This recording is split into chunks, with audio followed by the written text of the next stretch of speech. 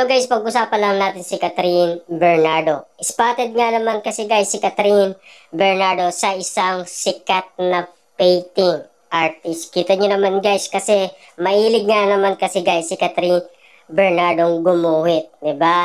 At alam naman natin yan guys, skill din kasi guys ni Catherine Bernardo yan. Talented kasi si Catherine Bernardo guys. Dahil alam naman natin napakausoy niyang gumuhit nga naman.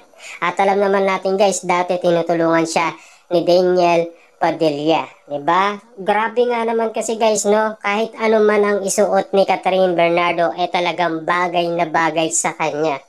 Marunong siyang pumorma ngayon guys, 'di ba? Hindi katulad noong 2010, talagang nilait umano ni Catherine Bernardo ang kanyang kasuotan dahil napakapangit daw tignan.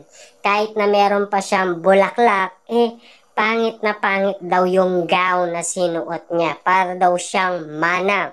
Yan ang sinasabi kasi ni Catherine Bernardo.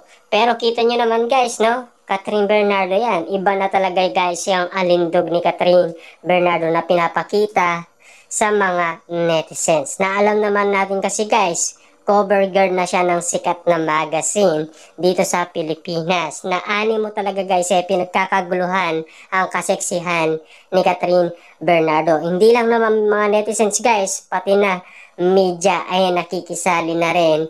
Dahil alam naman natin guys, iniingatan ngayon ng publiko si Catherine Bernardo dahil nananawagan umano ang bossing ng ABS-CBN.